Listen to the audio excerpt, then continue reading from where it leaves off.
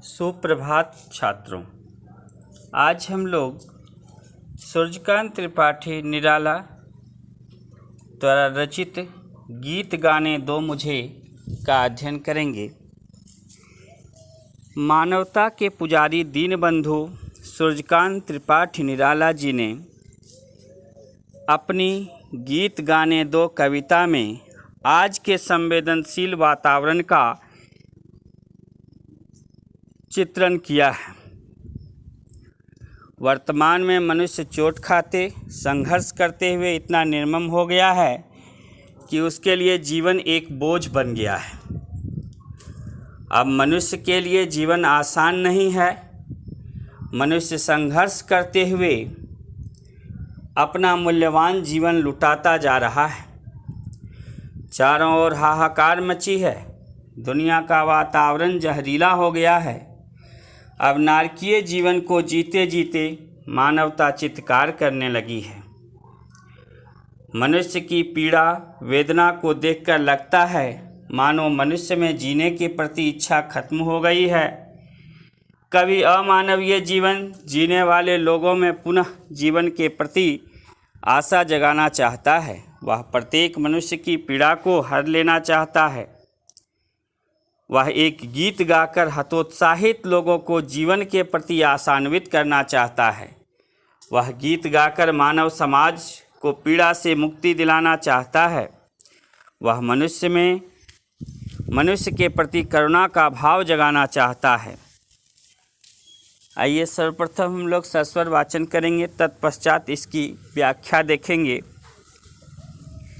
गीत गाने दो मुझे तो वेदना को रोकने को, चोट खाकर राह चलते होश को भी होश छूटे। हाथ जो पाथेय थे ठग, ठाकुरों ने रातें लुटे। कंठ रुकता जा रहा है, आ रहा है काल देखो। भर गया है जहर से संसार जैसे हार खाकर। देखते हैं लोग लोगों को सही परिचय न पाकर। बुझ गई है लौ प्रथा की, जल उठो फिर सींचने को। अब हम इसके प्रसंग को देखेंगे, फिर व्याख्या।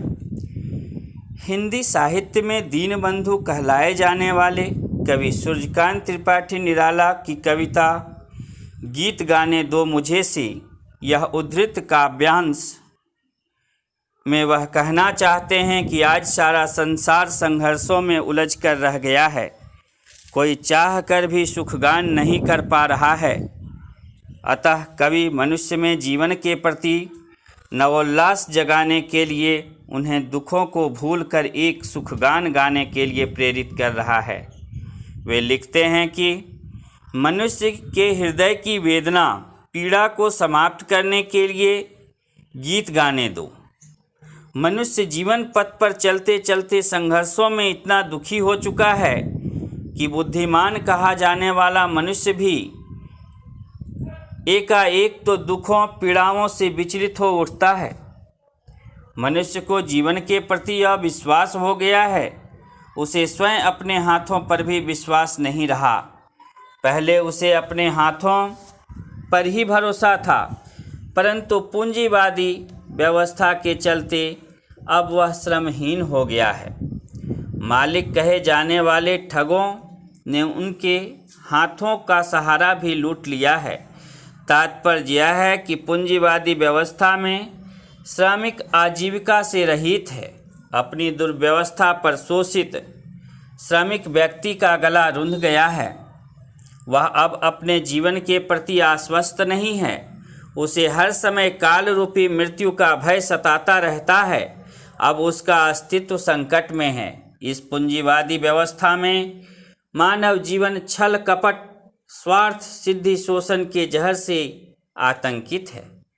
लगता है जैसे यह सारा संसार इन बुराइयों से पराजित हो गया है। अब मनुष्य में भेदभाव संशय बढ़ता जा रहा है। इसके फलस्वरूप अब मनुष्य परस्पर संशंकित है। वे परस्पर एक दूसरे को मनुष्य रूप में न जानकर मात्र एक उपभोग की वस्तु मानने लगे हैं। जिससे सभी एक दूसरे का शोषण कर रहे हैं। पूंजीपति मनुष्यता से अपरिचित हैं, अतः वे मानवता के विरुद्ध कार्यों में संलिप्त हैं। दुर्व्यवस्था, अव्यवस्था, अनास्था, अविश्वास के चलते आज इस धरती पर मनुष्य जीवन से हार गया है। इससे इस धरती पर मानव जीवन रूपी लौ बुझी सी दिखाई देती है। अंततः कवि मनुष्य को इस धरती पर जीवन रूपी बुझती लौ को पुनः जलाने सींचने के लिए प्रेरित करने के लिए सुखगान करना चाहता है।